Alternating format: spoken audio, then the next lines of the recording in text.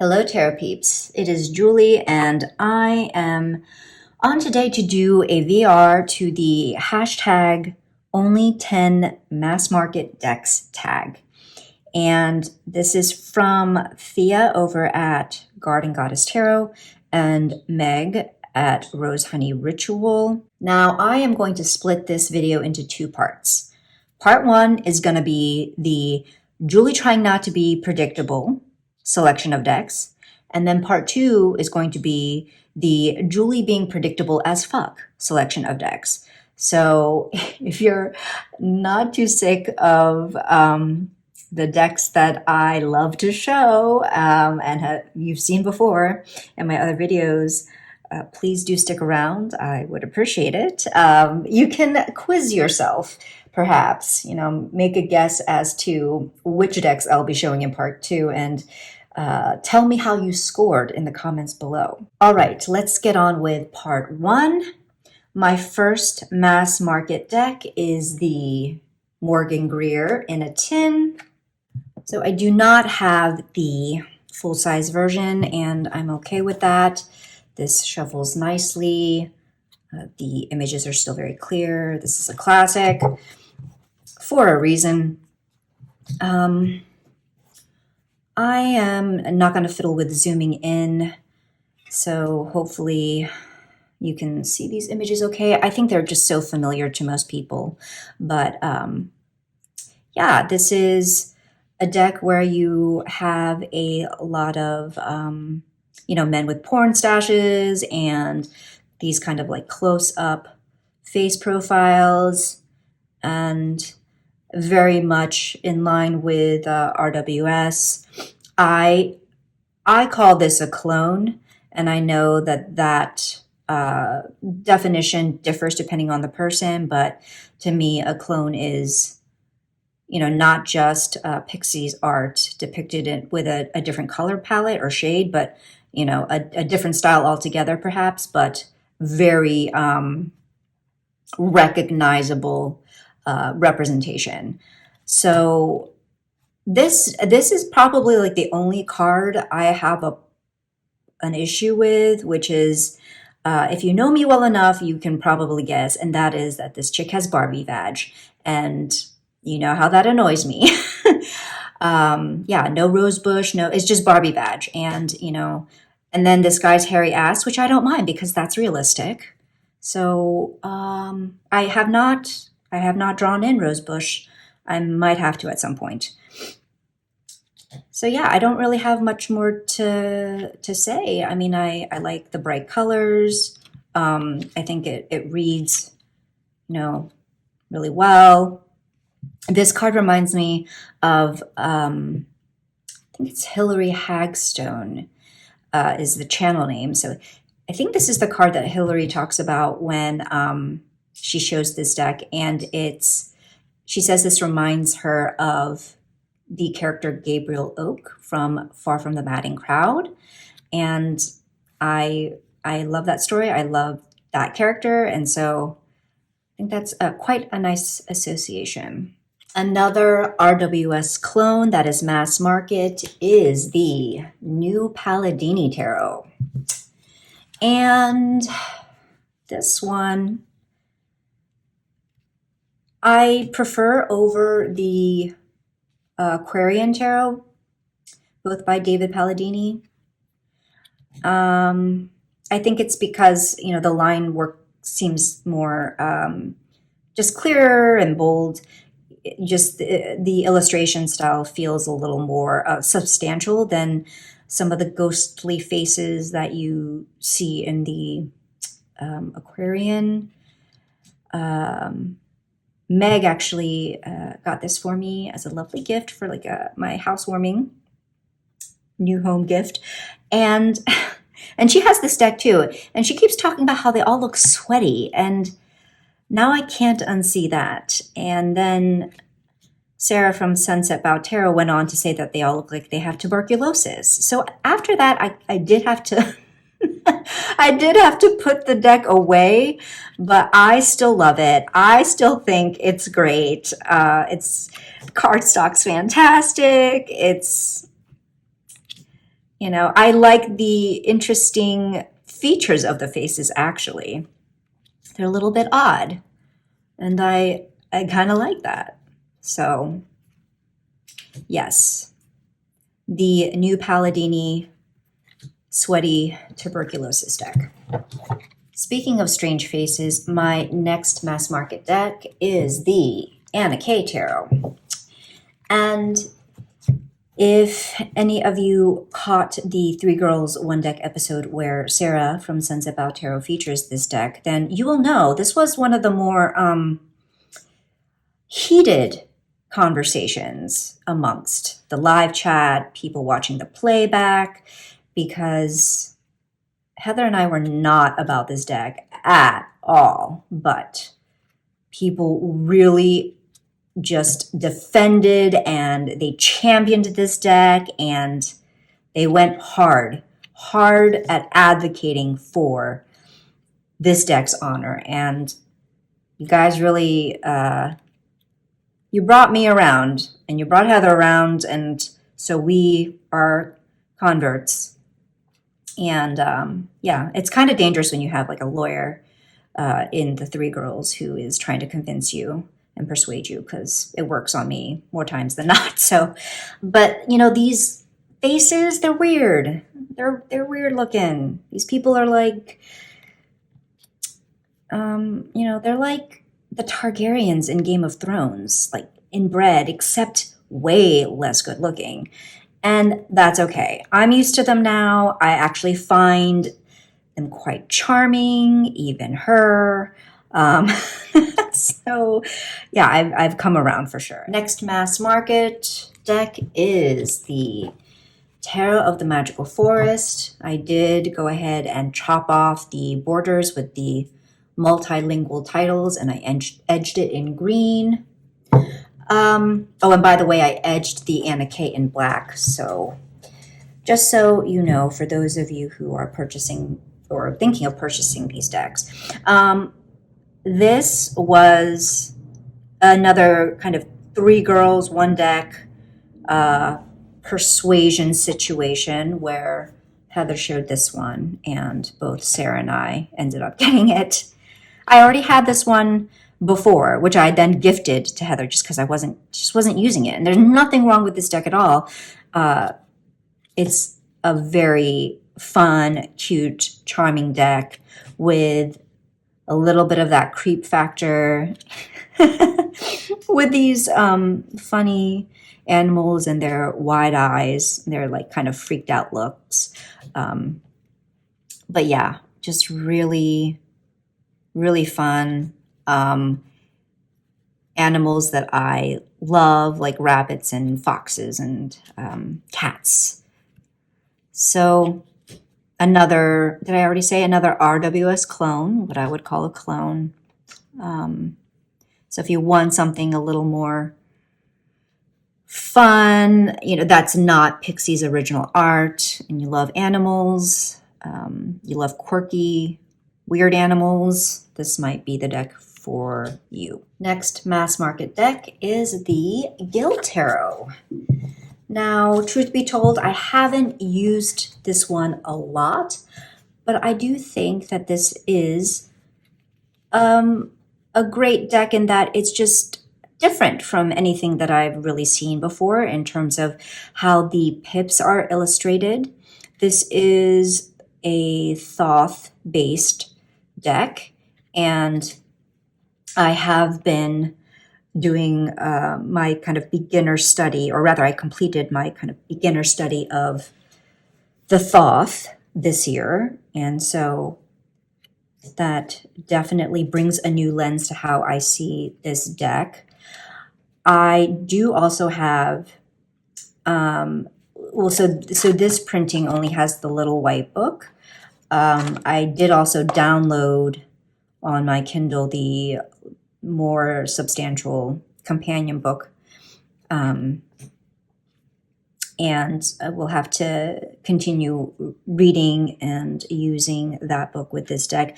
I mean, ultimately, because this is the Thoth, I don't mind the keywords as much. I find them helpful actually. And I don't know, there's just something about the way these pips are represented with the numbers and just like the little embellishments and just the little hints, illustrative hints. I just really, I enjoy it. I don't enjoy the cardstock, but it is what it is. And these people are weird looking too. I mean, in my opinion, like some of them look very, I don't know, alien, I guess, I don't know. So yeah, I would like to work with this more, probably next year, I'm thinking. Next mass market deck, we are changing reading styles to Taya. This is the Dame Fortune's Wheel Tarot. Normally not my cup of tea at all, so even I was surprised at the fact that I grew to really enjoy using this deck and learning more about Atea. So this is predominantly like an Atea based like reading style, system format, sprinkled in with the other, I guess, French tradition and Italian tradition. But I like how garish this deck is. It's weird. Like there are a lot of kind of like chartreuse colors, like the greens and more of like that chartreuse that I really like this kind of color scheme here. And I just really dig it. And I don't know, like they're all colorless characters. And I don't hate that. I don't know. Just an odd combination of like characteristics that for some reason work for me in this deck.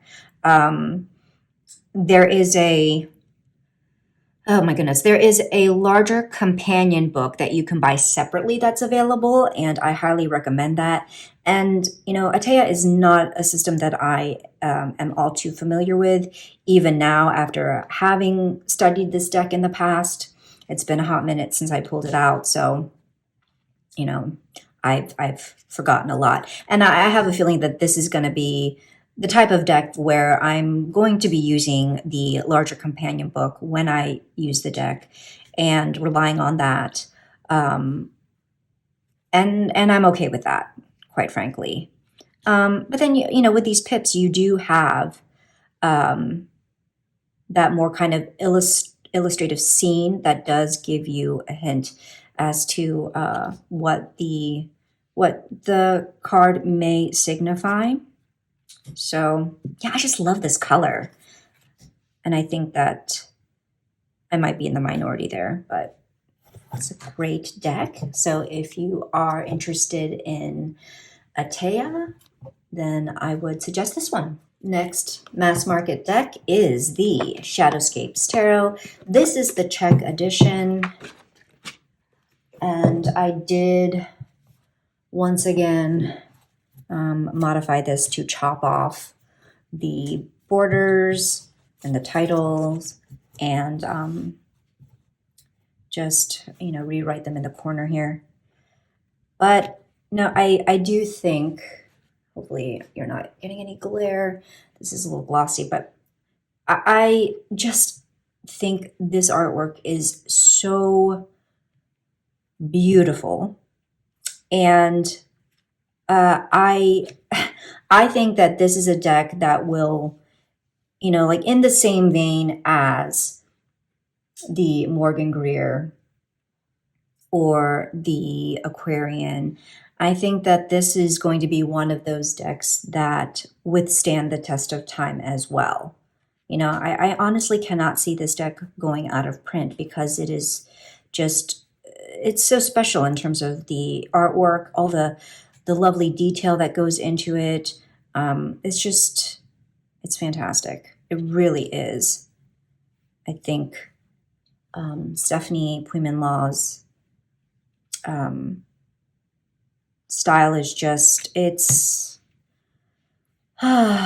is so my Turkish delight, and I know I sound like a broken record, but my God, if they would just make this into like an Oracle size deck, I don't care if my T-Rex hands can't handle it. I would still get this freaking deck if it were larger. I would still get another copy.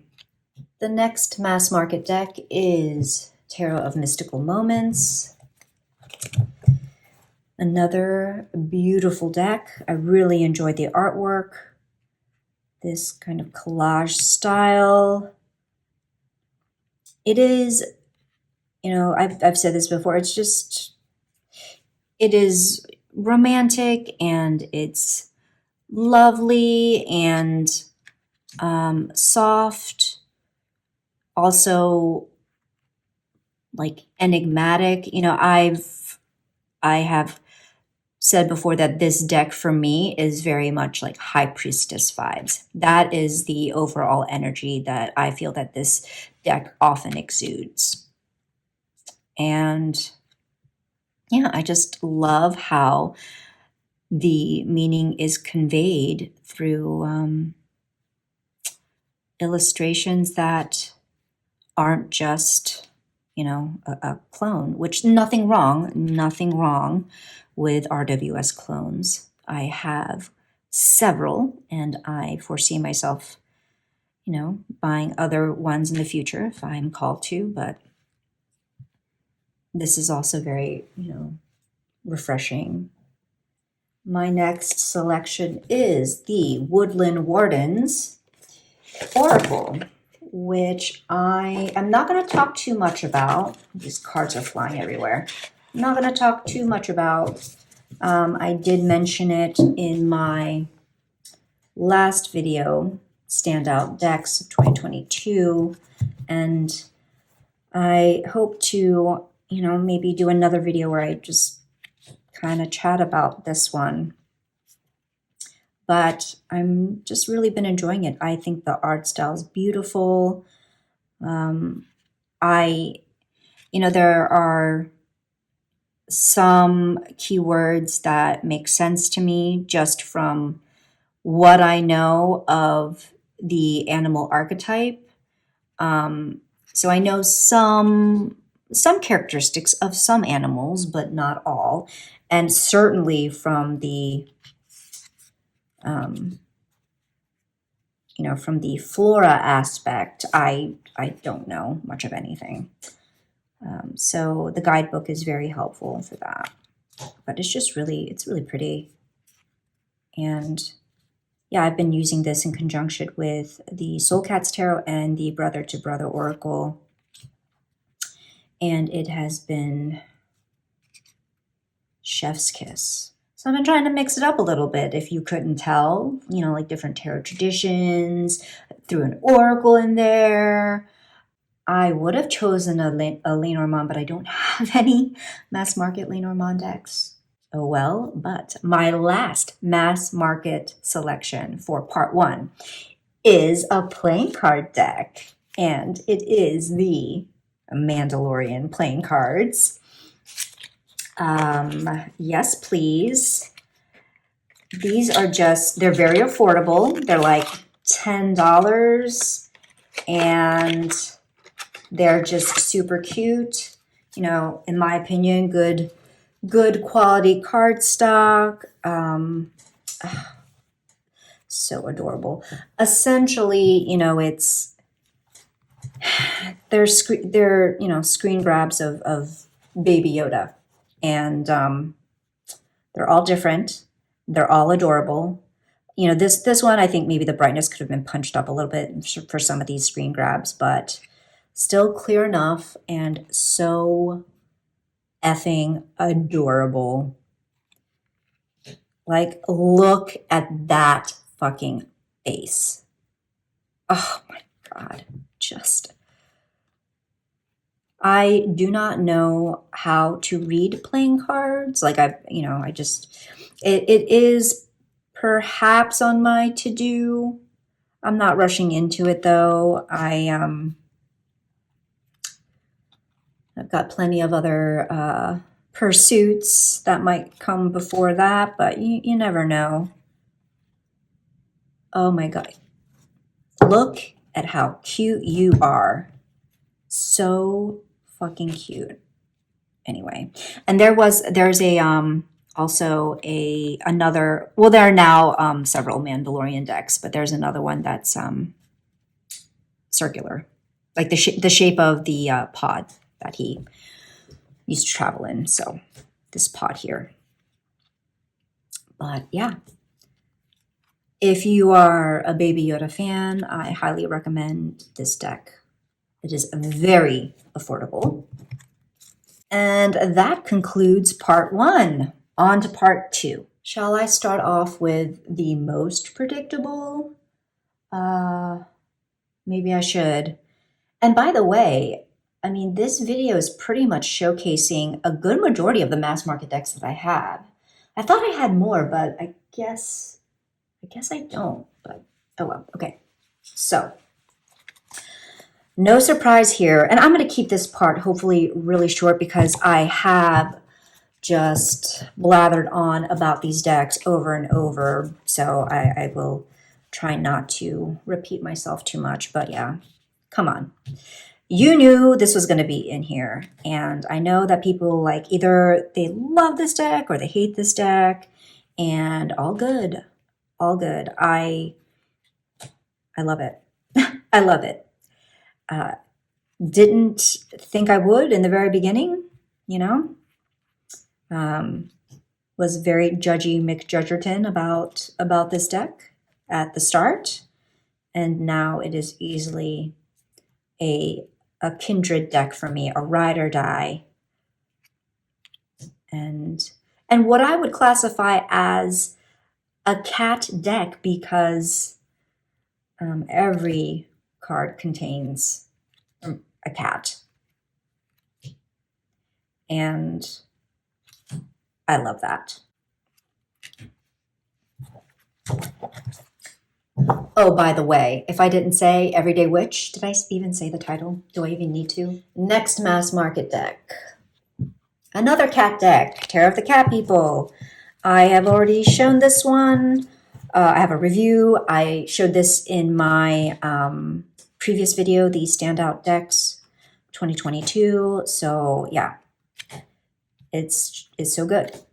And if you don't have this deck and you like cats and you like this kind of old school sci-fi fantasy-esque art, you know, and are into genres like, you know, Star Trek, The Next Generation, then you might wanna check this one out, and definitely get yourself a copy. Logan, I'm looking at you if you're watching this.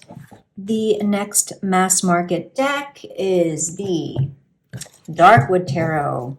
I have edged this deck. I won't go on too much about it because I already have before. Yes, it is another Llewellyn. Look, I know people shit on Llewellyn cardstock, but I think it's wonderful. I think it's functional. I mean, most of my Llewellyn decks have been pretty durable. I don't know. So I am Team Llewellyn cardstock, and I will fucking die on that hill. And this is a deck that I always enjoy. It's got all the, you know, vampire, witchy, dark forest vibes that anyone could ask for. And also bats.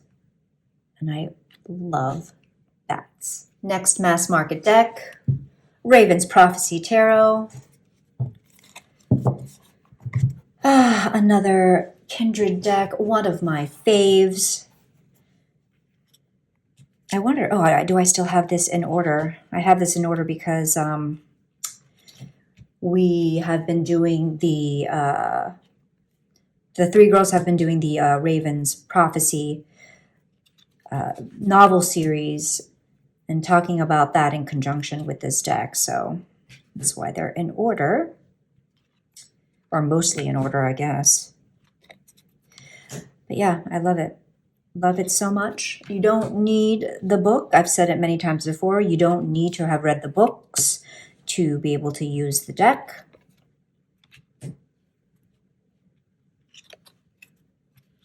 But the books are so good.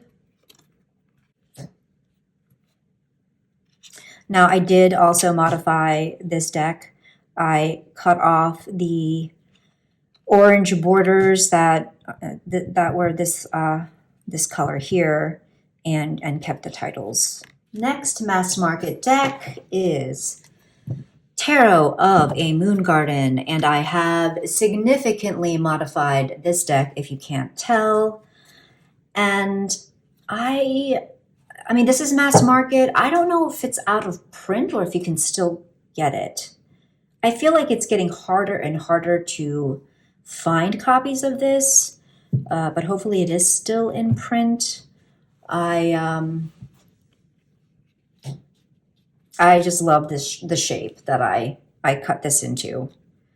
It's like this kind of elongated bookmark shape that some of those historical decks have. The is it the Ilmanagello? Sorry. But I always loved the shape of that deck and wished that I could own a deck in that shape. And so this is kind of like the closest thing. Although that former deck is way larger. But yeah. This is what I would say, pips with feeling. And it's just very kind of nostalgic of the kind of like story books that I would read as a kid and the kind of art that I would see in those picture books. And yeah, this is for sure another keeper. Next up, we have the Hanson Roberts Tarot, another classic in the same vein of like Morgan Greer and the Aquarian. So this is smaller in size compared to the standard tarot size. So, but it's just one of my go-tos. And again, like weird faces. I don't know why I seem to have a lot of decks with just like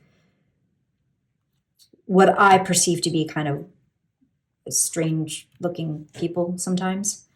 But I just love the aesthetic, the colored pencil aesthetic, and I think it's actually just a really pretty deck, despite some of the issues with like body proportion and such. But it doesn't bother me, it just adds to its charm. Like these kids look a little strange to me, I'm not gonna lie.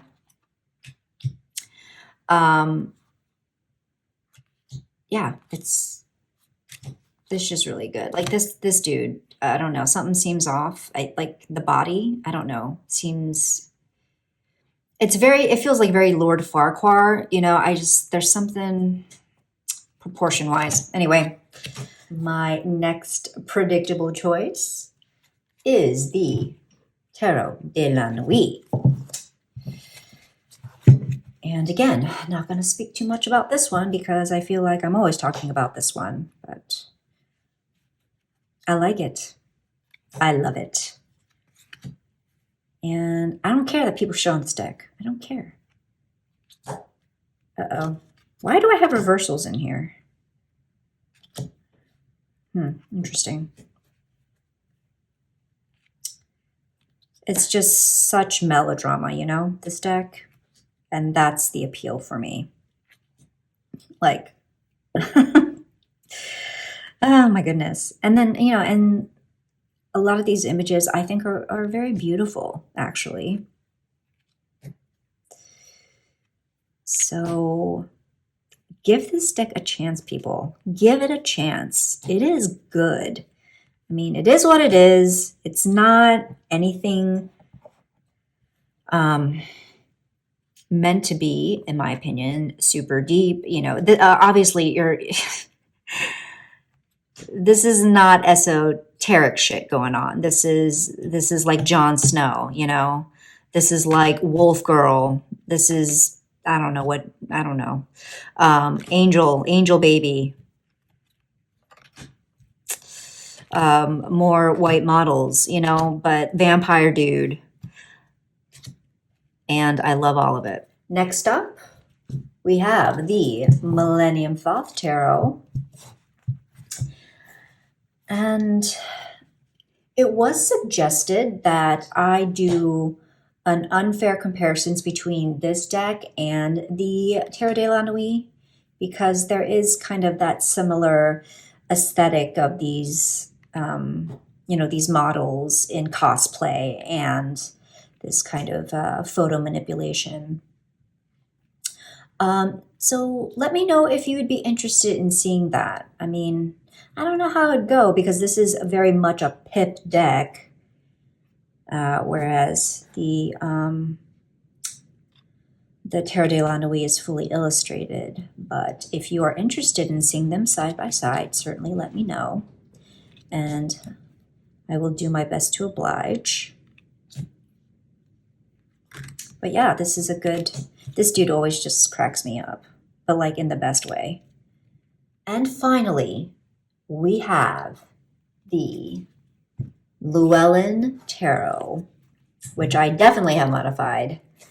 I chopped off all the borders and titles. I'm low-key tempted to buy another copy and keep the titles and then just chop off the other sides, but I haven't done it yet. I mean, this copy is fine. I know it like the back of my hand. And this is the deck that I learned tarot on.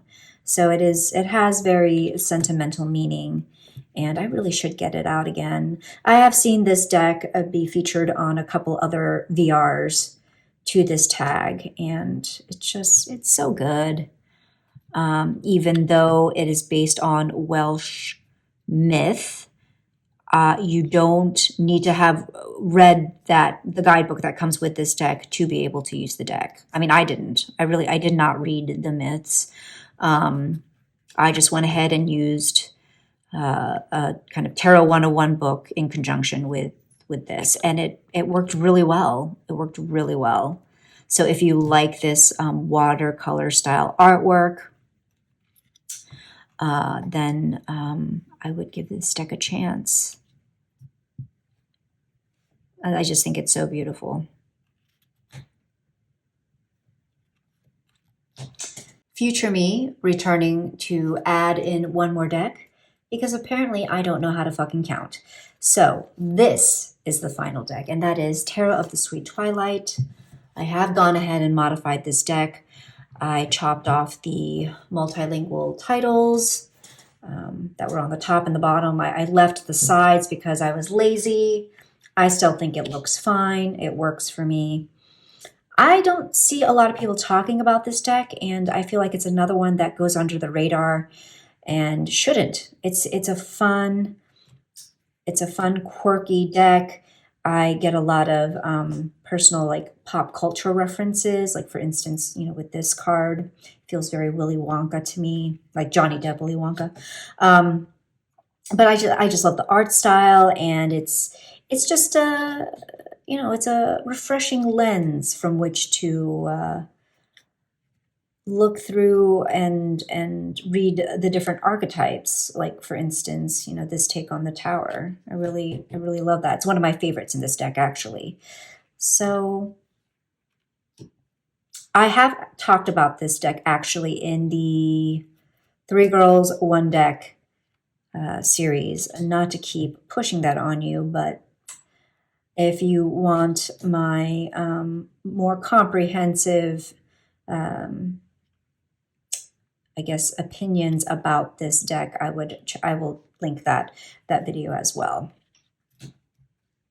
If you stayed with me for both parts 1 and 2, I really appreciate it.